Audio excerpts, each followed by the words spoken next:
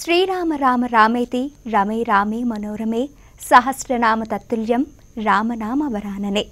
శ్రీరామనవమి సందర్భంగా number 1 news అందిస్తున్న ప్రత్యేక కార్యక్రమానికి స్వాగతం.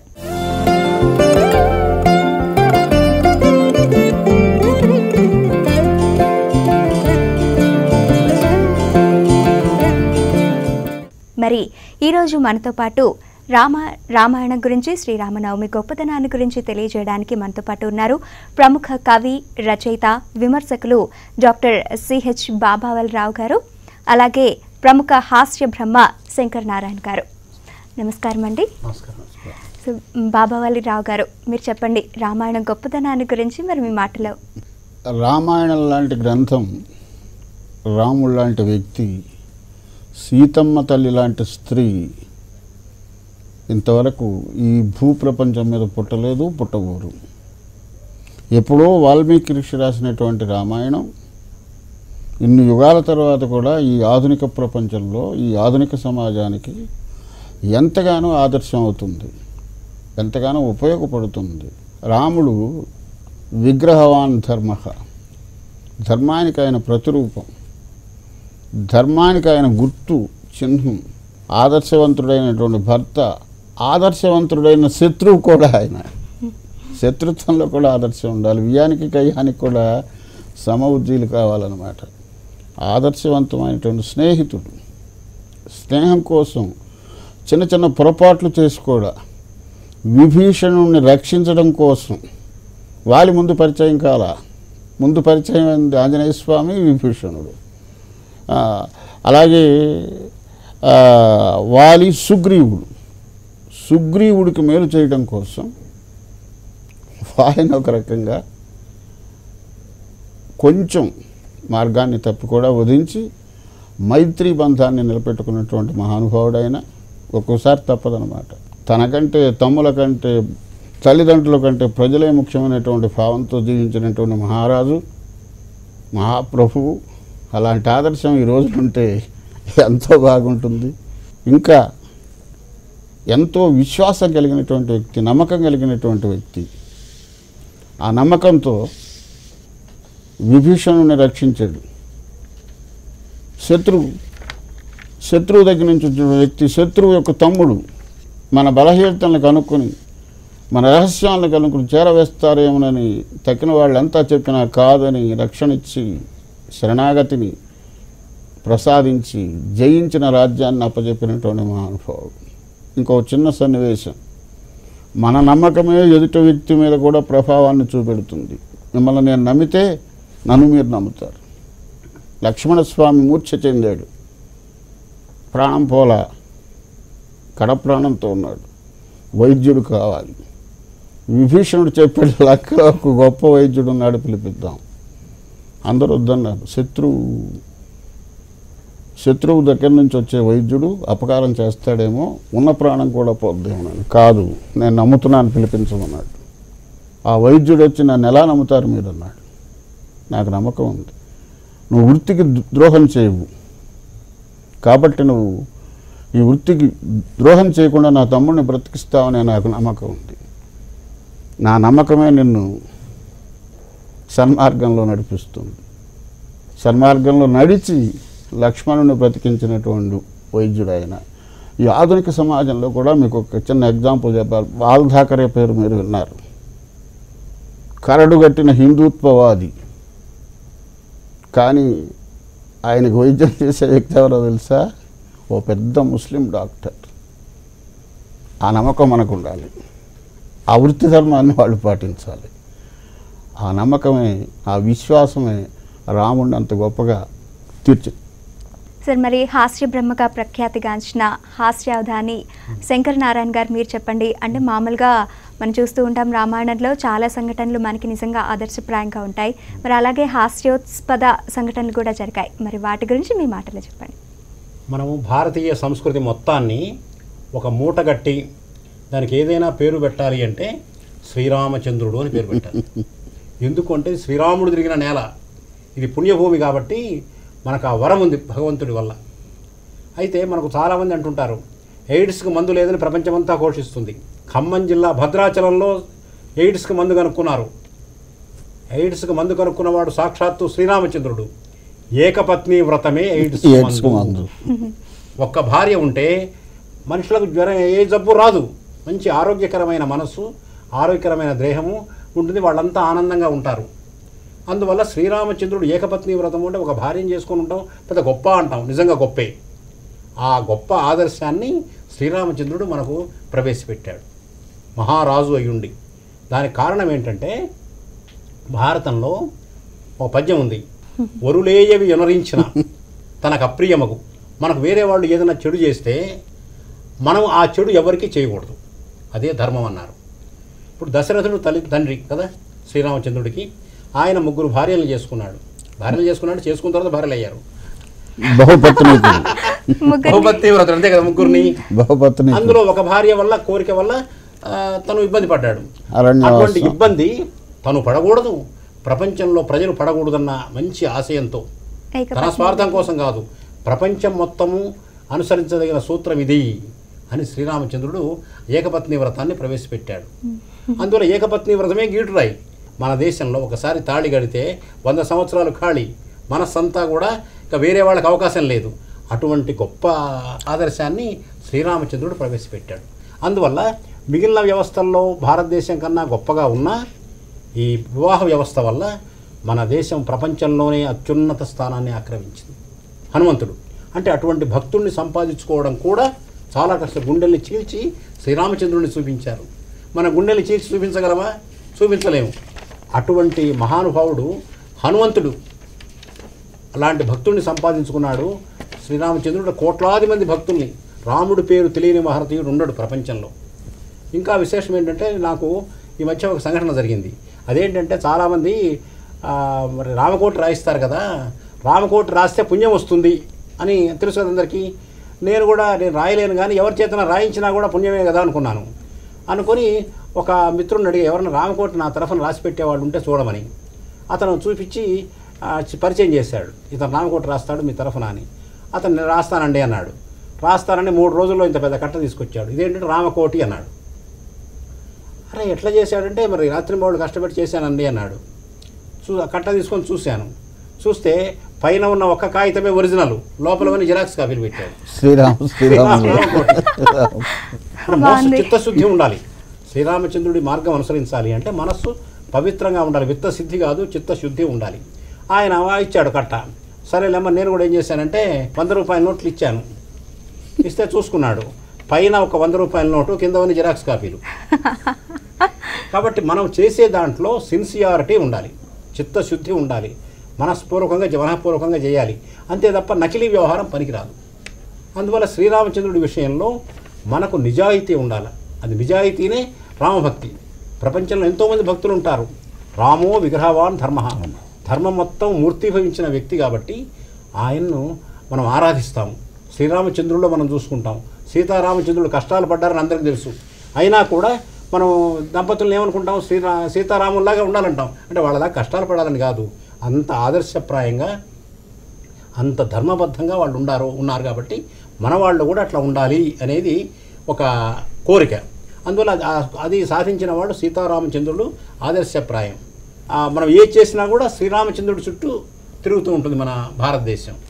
అందువల్ల ప్రపంచంలో మిగిలిన వాళ్ళు డబ్బు సంపాదించినా, మిగిలిన సంపద ఉన్నా కూడా మనం అందరి ముందు తలెత్తుకు తిరగడానికి, విశ్వగురు స్థానాన్ని ఆక్రమించడానికి శ్రీరామచంద్రుడు, సీతామహాలక్ష్మి కారణం.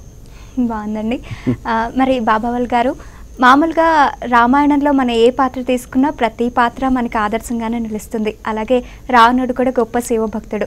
మరి ఇలా ప్రతి పాత్ర యొక్క ఔచిత్యాన్ని మనం తెలుసుకోవచ్చు రామాయణంలో. నీ మాటల్లో రావణాసురుడు. అమ్మా, రావణాసురుడు చాలా గొప్పవాడు, శివభక్తుడు, గొప్ప పండితుడు, అన్నీ ఉన్నాయి. దానిని మించిన గర్వం ఉంది. అతిశయించినటువంటి ఆ భక్తి ఉన్మాదం ఉందే, నేనే భక్తుడిని, నేనే గొప్ప, మిథులలో ఉండకూడదు, ధనస్సు నా దగ్గరే ఉండాలంటాడు. భక్తి ఆవేశం ఉంది, నేనే గొప్పవాడిని, పైగా ఎంత గొప్పవాడిని, నేను ఆరాధిస్తున్నాను కాబట్టి శివుడికి ఆరాధన జరుగుతుంది అంటున్నాడు. దేవుడు గొప్పవాడయ్యాడు. దేవుడు తాను దండం పెట్టబట్టి శివుడు గొప్పవాడయ్యాడు అంటున్నాడు. అక్కడ పార్వతి అంటుంది, ఏమిటి మరి నీ భక్తుడు ఓడిపోతున్నాడు కదా అంటే, ఓడిపోవటానికి కారణం వాడే అంటే అతని గర్వమే అతని గర్వమే. పతనానికి మూలం అంటారు. గర్వమే అతన్ని చేసింది. నాశనం చేసింది అని. ఇచ్చేసింది. పైగా స్త్రీ వ్యామోహం, అది చాలా ఇబ్బంది.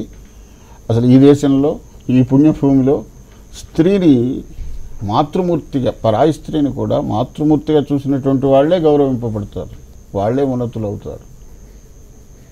స్త్రీని దుర్బుద్ధితో చూసిన వాడు తప్పకుండా పతనం అవుతాడు. అదే పతనానికి కారణమైంది తప్పితే రావణాసురుడు ఒక రకంగా చాలా గొప్పవాడు కాదని మనం అంటలేదు. సార్ మరి మామూలుగా మనం చూసాము హనుమంతుడు లంకకి వెళ్ళినప్పుడు చూసినామంటే కాల్చొచ్చాడు అనేసి అంటూ ఉంటారు. మరి ఈ సందర్భాన్ని మీ మాటలో ఏ విధంగా చెప్తారు? నేనేమనుకుంటానంటే ప్రపంచం మొత్తం మీద, ఈ సృష్టి మొత్తం మీద ఫస్ట్ ఎడిటర్ ఎవరంటే హనుమంతుడు. హనుమంతుడు ఎలాగంటే సీత చూసి వచ్చాడు కదా, శ్రీరామచంద్రుడికి ఆ విషయం చెప్పాలి. మనమైతే నేను లంకకు వెళ్ళాను, పలానా ఎన్ని గంటలకు వెళ్ళాను, అక్కడ జరిగాను, ఇక్కడ జరిగాను, ఇవన్నీ ముందంతా చెబుతాము. అట్లా చెప్పలేదు. దృష్ట్వా అన్నాడు, అంటే చూశాను అనగానే సీతమ్మను చూశాడు. ఇంకా శ్రీరామచంద్రుడికి సంతోషము, అందరికీ సంతోషం. అందువల్ల ఆ ఎడిటింగ్ ఏది చెప్పాలో, ఏది కరెక్ట్గా చెప్పాలి, ఏది తొందరగా చెప్పాలి, ఆలస్యం కాకుండా, అది ఆ విషయాలు తెలిసినవాడు హనుమంతుడు, ఆ గొప్ప ఎడిటర్ అనమాట. అంత తెలిసినా కూడా ఇప్పుడు వారు చెప్పినట్టుగా రావణాసురుడికి తెలియకపోయినా కూడా అన్నీ తెలుసు అనుకుంటాడు. హనుమంతుడు అన్నీ తెలిసినా కూడా నాకేం తెలియదు అనుకుంటాడు. అన్నీ తెలిసి కూడా తెలియదు అనుకుంటాడు. తన బలమే తనకు తెలియదు. తన బలమే అందులో ఫస్ట్ శాస్త్రవేత్త కూడా మరి సూర్యుడి దగ్గరికి వెళ్ళాడు, మూతి కాలినా కూడా సరే ప్రయత్నం చేశాడు కదా, ఫస్ట్ సైంటిస్ట్ కూడా చిన్నప్పుడే అంత గొప్ప పని చేసిన వాడు. అది ఆ తోక ఉంది చూసారా, ఆ తోక చాలా, వాడికి వీడు తోక, వీడికి వాడు తోక అంటారు చూసారా, ఆ తోక అనేది భక్తికి గుర్తండి, అంత భక్తి ఉంది అని. సీతమ్మ వారు లంకలో కూర్చొని ఉంటే అక్కడ ఉన్న రాక్షస కాంతలు ఉంటారు కదా, అక్కడ రాక్షస స్త్రీలే కదా ఉండేది, వాళ్ళు ఆ దగ్గరకు వచ్చి అంతా బాగుంది కానీ ఒక తోక లేదే, తోక ఉంటే బాగుండేది అన్నారట. ఆమె దండకాలం నుంచి వచ్చింది కదా, ఆమె కూడా వానర జాతి ఉంటుంది, తోక ఉంటే బాగుండేది, తోక ఎందుకు లేదని వాళ్ళు ఆశ్చర్యపడ్డారు. తోక ఉంటే ఇంకా అందంగా ఉండేదని. అసలు మీకు తెలుసో లేదో, హనుమంతుడు ప్రపంచంలోనే అందగాడు. సుందరకాండ అంటే హనుమాన్ సుందరహ అని, హనుమంతుడు చాలా అందగాడని. శ్రీరామనవమి సందర్భంగా నెంబర్ 1 న్యూస్ అందిస్తున్న ప్రత్యేక కార్యక్రమంలో చిన్న విరామం తీసుకుందాం.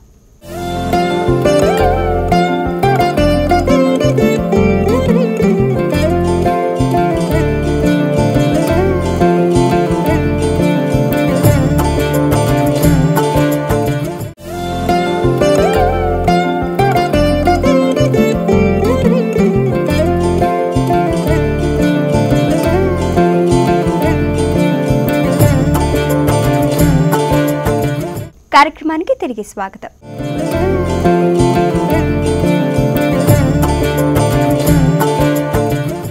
బాబావాల్ గారు, మరి మీరు చెప్పండి, అంటే మామూలుగా రామాయణంలో మనకి ఇందాక చెప్పినట్టుగా అనేక పాత్రలు ఉన్నాయి, అలాగే సుగ్రీవుడు, వాలి. మరి ఈ యుద్ధం చూసినట్లయితే మామూలుగా చాలామంది అంటారు రాముడిది తప్పు, అలా దొంగచాటుగా బాణం వేయడం తప్పు అనేసి అంటుంటారు. దీన్ని మీరు ఏ విధంగా చెప్తారు? ఓ సింహాన్నో, ఒక పులినో, ఒక శరఫాన్నో మాటు కట్టి చాటును దాగి కొడతాం. ఇప్పుడు అతను వానర జాతిలో వానరమే కదా, పైగా వాడికి ఒక వరం ఉంది, ఎదురుగా కనుక పోట్లాడితే మన శక్తులన్నీ వాడికి వెళ్ళిపోతాయి. మైత్రీ బంధం కోసం, సుగ్రీవుణ్ణి రక్షించడం కోసం ఒక మాట మనం కూడా గుర్తుపెట్టుకోవాలి, వాళ్ళకు వాయు వరుసలు కూడా లేవు. సుగ్రీవుడి భార్యను ఆయన తీసుకెళ్ళాడు, ఏదో చెరబట్టాడు, తనతో ఉంచుకుంటున్నాడు, కానీ ఇష్టం లేకుండా తీసుకెళ్ళాడు. అది తప్పు. ఇష్టం ఉండి తీసుకెళ్తే పర్వాలేదు. వాలిని చంపిన తర్వాత తారను కూడా సుగ్రీవుడు భారీగా చేసుకున్నాడు, వాళ్ళకి తప్పేం లేదు, కానీ ఇష్టపడాలి. ఇష్టం లేకుండా చేశాడు కాబట్టి, తీసుకెళ్ళాడు కాబట్టి, ఇతన్ని ఇబ్బంది పెట్టి రాజ్య బహిష్కారం చేశాడు కాబట్టి అది తప్పు. జయించాలి, ఎలాగోలా జయించాలి, కాబట్టి చాటు నుంచి కొట్టక తప్పలేదు. సార్, మరి రామాయణంలో శూర్పణఖ కూడా ఒక పాత్ర, మరి శూర్పణఖ గురించి మీ మాటల్లో ఏ విధంగా చెప్తారు? అంటే ముక్కు చెవులు కోసారని కదా, అంటే ఏం లేదు, మనము వాసన బట్టి మనము టెంప్ట్ అవుతాం అంతే కదా. ఫస్ట్ టెంప్ట్ అయితే నెక్స్ట్ అటెంప్ట్ చేస్తారు. ముక్కు చెవులు మనం అనవసరమైనవి వినడం వల్ల కూడా అంటే ఆమెకి ఏంటంటే ఈ ముక్కు వాసన శక్తి, ఆగ్రహణ ఇచ్చే శక్తి, గ్రహణ శక్తి కదా, గ్రహణ శక్తి, అట్లాగే వినికిడి, ఇవి లేకుండా చేస్తే, అంతేగాని ముక్కులు చెవులు కోసినట్టు కాదు యాక్చువల్గా, అవి లేకుండా చేస్తే టెంప్ట్ కాకుండా ఉంటారు, ఆమెలో ఉన్న అనుచితమైన కామభావన పోతుంది అని ఉద్దేశం. వికృతి కలిగితే కామభావన పోతుంది కదా. రామరాజ్యంలో అనగానే ఏమంటావు, నెలకు 3 వానలు పడేవి అంటారు, కురిసేవంటారు కదా. ఇప్పుడు ఆ వానలు కురవకపోవడం వల్ల కదా నీళ్ళు లేక అవస్థపడుతున్నది ప్రపంచమంతా కూడా. రామరాజ్యంలో ఆ పరిస్థితి లేదు. మంచి నీళ్ళు, ఎక్కడ నీళ్లు బాగుంటాయో అక్కడ ప్రపంచం బాగుంటుంది. ఎండాకాలంలో రామరాజ్యం విలువ బాగా తెలుస్తుంది. శ్రీరామనవమి కూడా ఎండాకాలంలో వస్తుంది. శ్రీరాముడి విలువ, ఆ రామరాజ్యం విలువ అందరికీ బాగా తెలుస్తాయి. మనం బోరు కొట్టకుండా నీళ్లు వస్తాయి. బోరు కొట్టకుండా అంటే విసిగించకుండా. సో బాబాబాల్ గారు, అంటే మామూలుగా ఒకప్పుడు అంటే రామాయణం ప్రతి ఒక్కరికి ఆదర్శంగా నిలుస్తుంది అంటున్నారు. మరి ఈ మధ్యకాలంలో మనం చూసినట్లయితే మహిళల మీద అత్యాచారాలు అనేవి ఎక్కువైపోతున్నాయి. మరి అసలు ఎందుకు ఆ కాలంలో, ఇప్పుడు మన చిన్నతనంలో, మీ చిన్నతనంలో మీరు చూసినట్లయితే మహిళల పట్ల ఒక గౌరవం, ఒక సంప్రదాయం అనేది ఉండేది. అంటే మీ కాలంలో అలా నడిచింది, కానీ ఇప్పుడు ఆధునిక కాలంలో మాత్రం మేమిద్దరం కూడా క్లాస్మేట్స్ మేనండి. మేమిద్దరం ప్రత్యేకమైన వ్యక్తిగత కక్షలు లేవు, కానీ చదువులో మాత్రం బాగా కష్టపడేవాళ్ళం. కక్షలు స్పర్ధయా వర్ధతే విద్య అని, స్పర్ధ ఉండాలి అని అక్కడ మేము ఉన్నాము. అక్కడ ఒక విషయం చెప్పాలండి, అంటే చాలా చోట్ల విద్యాలయాల్లో కూడా గురువులు కూడా తప్పుడు పనులు చేస్తున్నారు. చాలా మంది పట్టుకున్నట్టయితే వృత్తాపహరణం అనేవాడు. వృత్తం అంటే వ్యక్తిత్వం. మన బొడ్డుపల్లి పురుషోత్తం గారిని ఆయన అనేవారు, శిష్యుల విత్తాపహారకులు. దొణప్ప గారని ప్రొఫెసర్ ఉండేవారండి, తుమాటి దొణప్ప గారని. ఆయన ఏమనేవాడు తెలుసా, ఒకసారి బెజవాడ గోపాలరెడ్డి గారు వస్తే, బెజవాడ గోపాలరెడ్డి గారు ఆంధ్ర రాష్ట్రానికి ముఖ్యమంత్రిగా చేశారు, మంచి సాహిత్యవేత్త కూడా ఆయన. ఆయన వస్తే చెప్పారు, అమ్మాయిలందరినీ చూపించి మాకు ఆడ సంతానం ఎక్కువ అండి అన్నాడు. అట్లా గురువులు పిల్లల్ని, స్టూడెంట్స్ని, విద్యార్థుల్ని బిడ్డల్లాగా చూసుకోవడం ఎంత ఆదర్శం చెప్పండి. ఆ మహానుభావుని ఇలా స్మరించుకుంటారు. తుమాటి దొణప్ప గారు అలా అన్నారు, ఆడపిల్లలు చూపించి మా క్లాస్మేట్స్ని అలా అన్నారు. కానీ ఇప్పుడు అలాంటి పరిస్థితి రాను రాను దిగజారిందమ్మా. గురువులు అలాగే ఉన్నారు, పెద్దలు అలాగే ఉన్నారు. రెడ్ బాబావాల్ గారు, అంటే చివరిగా మరి ఇప్పుడు అసలు ఈ సమాజంలో, ప్రస్తుత సమాజంలో అటు రామాయణం మనకు ఆదర్శంగా నిలవాలి, అదేవిధంగా రామాయణంలో కొన్నింటిని మనం అవపోసన పట్టుకోవడం వల్ల, అంటే ఈ విధంగా స్వీకరించడం వల్ల ఎలాంటి మార్పులు సంభవిస్తాయి? అంటే సమాజంలో మార్పు రావాలి అంటే రామాయణం నుంచి మనం వేటిని స్వీకరించాలి, వేటిని త్యజించాలి అని మీరు భావిస్తున్నారు? రామాయణాన్ని ముఖ్యంగా స్వీకరించి మన జీవితాలను దిద్దుకోవాలి అంటే కుటుంబ వ్యవస్థ బాగుండాలి. నీతి, సత్యం, ధర్మం, ఆయన ఏ నడవడికను మనకైతే చూపెట్టాడో, ఓ పితృవాక్య పరిపాలన. తండ్రుల్ని తల్లుల్ని చంపుతున్నటువంటి కొడుకులను చూస్తున్నా ఈ రోజున. తండ్రి స్వయంగా కూడా చెప్పలేదమ్మా, తల్లితో చెప్పించాడు. మీ నాన్నగారు నిన్న అరణ్యవాసానికి వెళ్ళమన్నారు, వెళ్ళిపోయాడు. సీతమ్మ ప్రశ్నించి ఒక అపవాదు వేసి మగవాని బలహీనత మీద దెబ్బకొట్టి వెళ్ళిపోయాడు. లక్ష్మణుడు ప్రార్థించి వెళ్ళిపోయాడు. అలాంటి ఆదర్శం ఇంకెక్కడా లేదు ఈరోజు. ఒకే ఇంట్లో 4 పార్టీల వాళ్ళు ఉన్నారు. రామాయణం ఇప్పుడు రాముడు వెంట లక్ష్మణుడు వెళ్ళవస్తుంది, అది ప్రార్థించి శోకించి వెళ్ళిపోయాడు. సీతను వెళ్ళమల్లా, కావాలని వెంటబడి వెళ్ళింది. ఇప్పుడు భరతుడు సంతోషపడాలి కదా, నాకు వస్తుంది రాజ్యం అని. ఆయన పాదుకల్ని మరి నమస్కారం చేసి వాటికి చేశాడు కదా, దానికే పూజ చేసి దానికి పట్టాభిషేకం చేశాడు. ఇంకా ఒకటమ్మా, దేశీయత ముఖ్యం, జాతీయత ముఖ్యం. రావణాసురుడు చనిపోయాడు. లంక మహానగరం, మిథిల కంటే అయోధ్య కంటే చాలా గొప్పది. స్వర్ణలంక. లక్ష్మణుడు అన్నాడు, అన్నయ్య ఇక్కడే ఉందాంలే, అక్కడ భరతం పరిపాలించుకుంటాడు కదా. అప్పుడు అంటాడమ్మా రాముడు, అవి స్వర్ణమయీ లంక నమే లక్ష్మణ రోచతే జననీ జన్మభూమిశ్చ స్వర్గాదపి గరీయసి. అంటే దేశాన్ని ప్రేమించాలి, దేశాన్ని ప్రాణంగా చూసుకోవాలని చెప్పాడు. లంకలో మనం ఉండకూడదు. లంక స్వర్ణమయం అయితే కావచ్చు, నాకు ఇష్టం లేదు.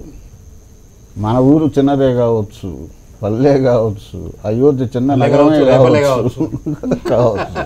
జనని జన్మభూమి, తల్లి మాతృభూమి. స్వర్గం కంటే గొప్పదరా లక్ష్మణ, మనం వెళ్ళిపోదాం విభీషణుడు రాజుని చేసి వెళ్ళిపోదాం అన్నాడు. అలాంటి అమెరికా మీద మోజు పెంచుకోకూడదని చెప్తున్నాం, ఫారెన్ మీద మోజు పెంచుకోకూడదని చెప్తున్నాం. వెళ్ళినా కొంతకాలం సంపాదించుకొని తిరిగి వచ్చేయాలని చెప్తున్నాం అన్నమాట. అంతకంటే రామాయణం చెప్పేది ఏముందా?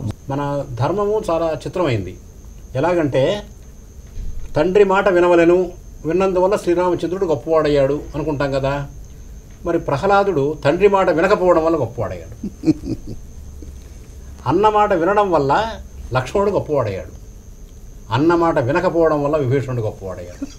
కాబట్టి అన్న చెప్పాడా తండ్రి చెప్పాడా అనేది కాదు, అది నీతే కాదా, నీతి ధర్మము ధర్మమా కాదా అని చూడాలి. అది మనకు ఆదర్శప్రాయమా అవునా కాదా, సమాజానికి ఇది మేలుకు చేస్తుందా లేదా అనేది ముఖ్యం. అంటే ఇక్కడ పాత్రలు వేరైనప్పటికీ ధర్మం విషయం. పరిరక్షించబడుతుందా లేదా అనేది మాత్రం ముఖ్యం అంటారు. నీతి ముఖ్యం. సో అంటే శంకరనారాయణ గారు, మనం ఇటీవల చూస్తున్నాము కొన్ని కార్యక్రమాల్లో, అంటే హాస్యానికి సంబంధించి మీరు ప్రముఖంగా మీరు చాలా కార్యక్రమాలు కూడా చూస్తూ ఉంటారు. హాస్యవధానిగా మీరు పేరుగాంచారు. ఇటీవల కాలంలో మనం చూసినట్లయితే కొన్ని కార్యక్రమాల్లో అశ్లీలత కానివ్వండి, లేకపోతే కొన్ని చూడడానికి కొంచెం ఎబ్బెట్టుగా ఉన్నాయి, అలాంటి కార్యక్రమాలు మనం చూస్తుంటాం. మరి వీటిపై మీ అభిప్రాయం? అంటే నేను చెప్తే ఇప్పుడు ఈ ప్రపంచానికి మొత్తానికి కూడా మందు రామతత్వమే మందు. అదేమిటంటే భార్య ప్రియురాలు, మగవాడు ఈ ఇద్దరి మధ్య నలిగిపోతుంటాడు. పూర్వము తల్లికి భార్యకు మధ్య నలిగిపోయేవాడు, ఇప్పుడు ఎక్కువగా భార్యకు ప్రియురాలకు మధ్య నలిగిపోయేది మనకు కనపడుతుంది. అందువల్ల ఆ సీతామహాలక్ష్మిని తలుచుకున్నట్టయితే సంసారాలు బాగుపడతాయి, ప్రపంచం బాగుపడుతుంది, అందరూ లక్షణంగా ఉంటారు, ప్రపంచంలో విలక్షణంగా ఉంటారు. అందువల్ల సీతను రాముణ్ణి మాత్రం ఎవరూ మర్చిపోకూడదు. అందువల్ల ప్రపంచంలో అమాయకులు ఎవరైనా ఉన్నారు అంటే ఆ సీతారాముల మార్గాన్ని అనుసరించిన వాళ్ళు.